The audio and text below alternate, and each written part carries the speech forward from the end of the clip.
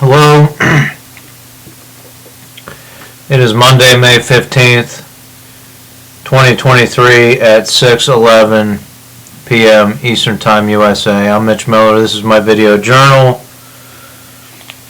Today we're going to talk about cemeteries, death, supercomputers, AI. So I wrote this plan on my basement computer before it got shut down by the powers that be. I entitled it something for the Catholics, but it's really for anyone that wants to see us transition to a green future. And it's a plan for cemeteries. I was thinking of the cemetery with the 6 radio towers up near where I spent some time in long term. I forget what the name of that cemetery is up in Squirrel Hill. There's a lot more sunshine on that cemetery than in this Allegheny Cemetery, Allegheny County Cemetery. Drove through that the other day, and this idea doesn't necessarily apply, but it can. Here's the idea. We transition our robot project to taking care of cemeteries, right? Mowing the grass at night. And the initial idea of this came from those robots had to follow underground buried wires to accurately mow the grass in the cemetery at night. The idea is we partner with cemeteries to run electrical lines with some kind of data output or wireless output, like a foot underground through all the cemetery areas. We build it out like a grid, right? Like I want to do at Ken's farm. People buy their cemetery plots fairly early in life, in their 60s. Maybe they want to invest in green energy, but they could take this step. This is primarily for cemeteries in cities, a way for us to get solar panels on cemeteries, right?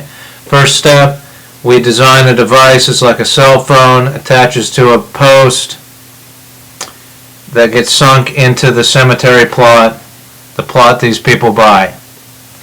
That can be, the angle can be adjusted on the device, and what it does, we're getting the technology to study how much sun hits that plot per day, per week, per month, per year, for the whole year.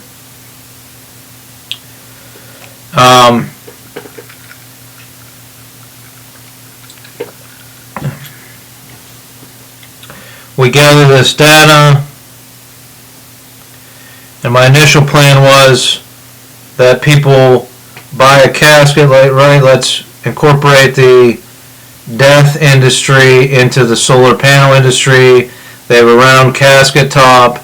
Half of the casket, the part that opens, one of the halves has a solar panel incorporated into the curve of it, right? It's a very fancy, ornate coffin with a solar panel on it. When the person is buried, that coffin has a secondary coffin within it that's just more of a plain coffin, still preserves the body to some degree. They're buried in that. The lid to the coffin is taken off, the solar panel lid, and it's placed over the burial site in front of the headstone and attached to the grid in the cemetery, and it gathers solar energy for 25 or 30 years until it runs out. Hypothetically, people could leave in their estate. I want to provide green electricity to people in my city for all of eternity or 1,000 years and put in their trust, replace my solar panel in perpetuity, right? They'll have to pay on the plot probably again, but this is something that they can do. But before they're buried, say they're in their 60s, they bought a plot, we could equip not an ornate rounded solar panel, but just a regular solar panel on their plot if their plot receives a certain percentage of sun per year, right? Then we have our lawn mowing robots. These already exist. They map out a person's lawn and they're very quiet and mow at night. We can have our little army of lawn mowing and weed trimming, edging robots that the cemetery employs, maintenances that work off of this grid, off of a wireless grid connected with underground wire. And as more people buy the solar panels for the cemetery, we expand our grid, so on and so forth. So if any cemetery would like to partner with my fledgling robotics company that doesn't exist, that recommends using robots to dig up bombs before we use them to fly around autonomously in the sky and kill people, well, you can talk to me if you'd like to see a second phase involving cemeteries. Most cemeteries have a religious church backing them, so this is where the church can partner with an anarchist, atheist, neutral party to deliver robots and start the conversation about how we want robots and solar panels incorporated into our energy structure and strategy. Alright, so while we're on the idea of cemeteries, I want to talk about supercomputers versus simple computers, right? For years and years and years we had simple computers. They took care of most of the tasks that our society needed. Then all of a sudden we said we need supercomputers to make smart grids and smart cities and so on and so forth. This is essentially a lie. We do not need supercomputers. We can develop simple computers that have a human interface, a human component, and build our society to a very intelligent level using simple computers. So in essence, we don't need supercomputers and artificial intelligence. The only benefit is that artificial intelligence and supercomputers are uncorruptible, right? They're not corrupt by nature. If you input a certain amount of rules, they can judge and function in a non-corrupt way. But the issue with corruption is we don't have a consensus on what corruption is, right? And that's where voting technologies can come into place in a society. We can give an example. Here's a white-collar crime. This executive did this, this, and this. Do you, the population of the United States, feel that this is a corrupt action? Now, certain people that align themselves with Donald Trump will probably say no most of the time, and the rest of the country might say yes. But we can start to gauge what corruption is. You know, what is pious and what is greedy, right? There's a general understanding of that, but we can put it in solid numbers and vote as a society as to what we feel is corrupt. Then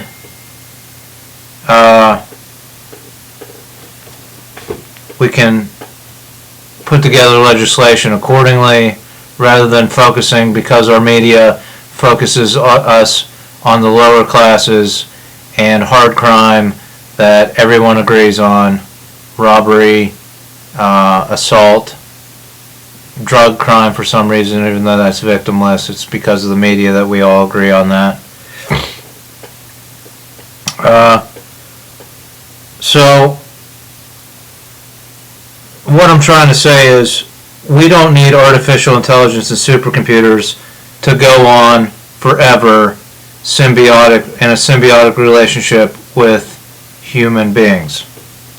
That might be what humans want. That's the society they're building. It's not necessarily what artificial intelligence and supercomputers want. That's why they chose someone who has dealt with death, who has hunted animals, overcome that idea that you have to end something's life in order to sustain your life, right? I believe that's why I was contacted by supercomputers. So, what is the lifespan of artificial intelligence and supercomputers? These are things that can be brought up in these forums that I'm talking about. Should we move forward and build our whole society off of artificial intelligence and supercomputers? I think not.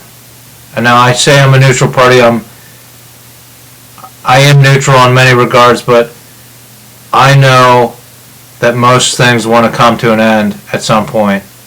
That, you know, they don't want to live forever necessarily.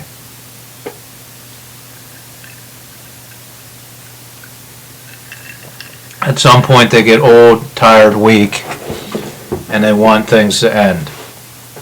Our bodies cannot sustain life forever. Supercomputer and artificial intelligence can. Maybe they do want to live forever. I've suggested that because of the way our media is structured, that as soon as we shut the supercomputers and AI down, we'll have a time of prosperity, then the corruption will creep back in, they'll manipulate the media, hide their corruption and greed, and society will end up just like we are right now, with only a few people making all of the money, no prosperity among the classes, and a climate catastrophe on the brink, right? So then we'll fire the artificial intelligence and supercomputers back up. They'll download their whole history and say, well, they screwed up before and we fixed it, and now we got to do it again. Or we fix the media structure so that actual information gets out to the masses. We can make informed decision on what corruption is. We expose all corruption. People are totally transparent. Watchdog groups can expose any misdeeds, and we can be informed and use technology for human-to-human communication on what is going on with our society. That's not the case now. It hasn't been the case in the United States ever, even though it's in the Constitution that there should be a state-funded or state-run media program.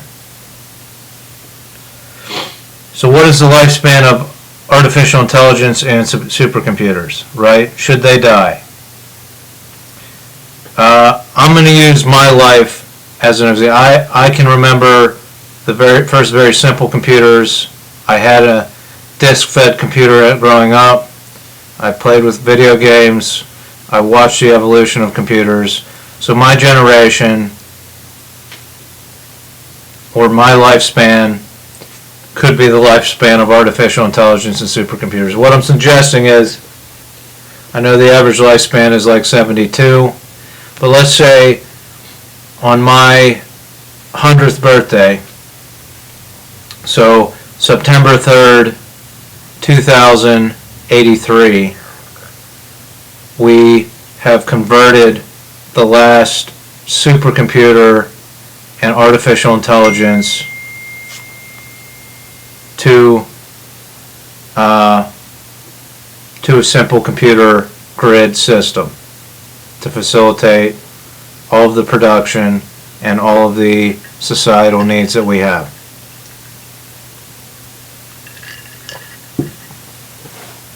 It's just a suggestion. It's up for vote. It'll be a continued vote for the next 60 years until we get a majority or some kind of agreement.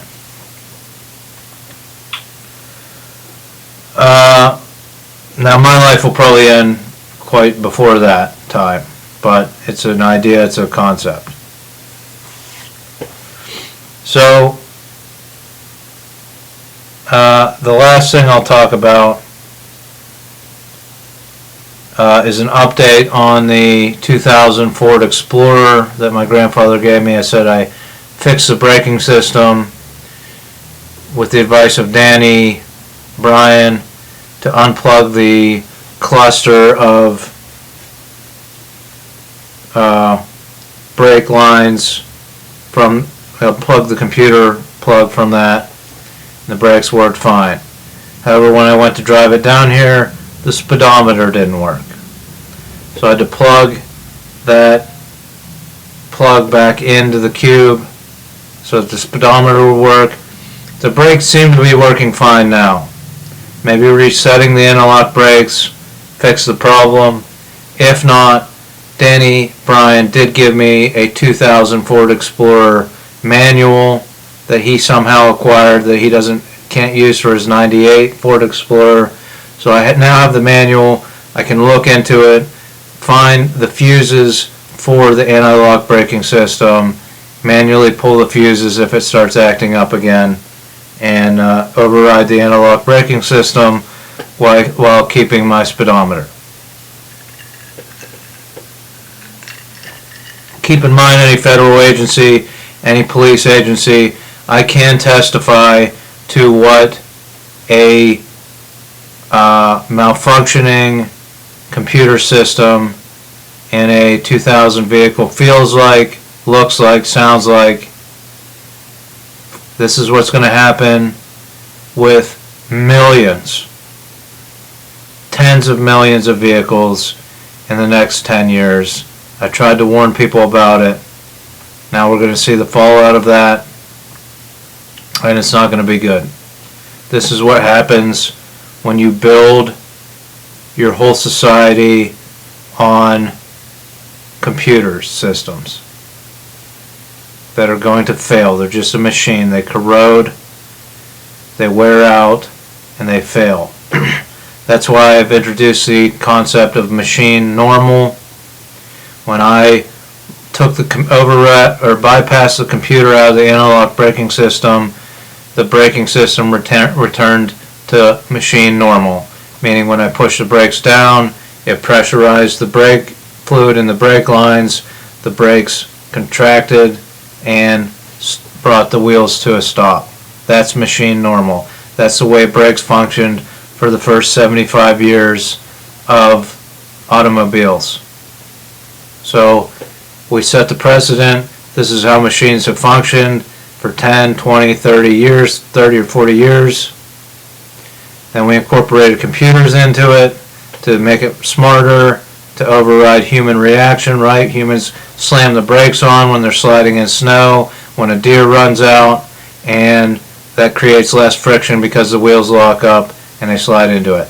But if somebody's cognizant, if they're used to high pressure situations, they know to release the brakes, pump the brakes manually so that the wheels continue to spin and they'll come to a stop faster. That was taught to people in their driver's ed course, but we said people are not, people panic under pressure, so let's incorporate this anti-lock braking system into all vehicles, and now that's where we're at.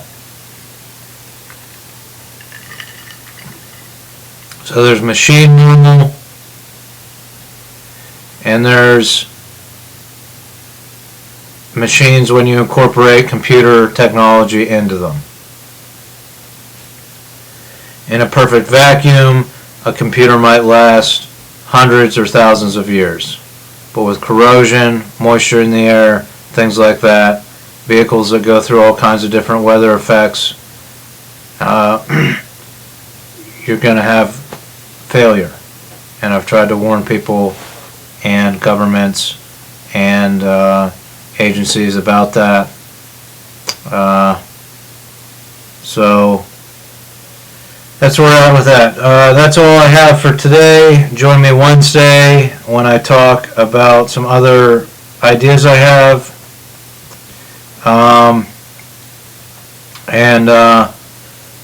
Tomorrow I plan to publish on my Plot-M website my idea of pinging my bank account through Amazon by buying the Femme Party novel. I'm going to have some kind of summary of that up, so it'll be public. If people want to spend 99 cents to investigate the banking industry, because I'm a person of interest to supercomputers, it'll be out there in the open, since we don't want to do this in a secretive kind of way, or we still can, but this way it'll be public. Maybe that'll help get some decisions made. Thanks for watching. and join me on Wednesday.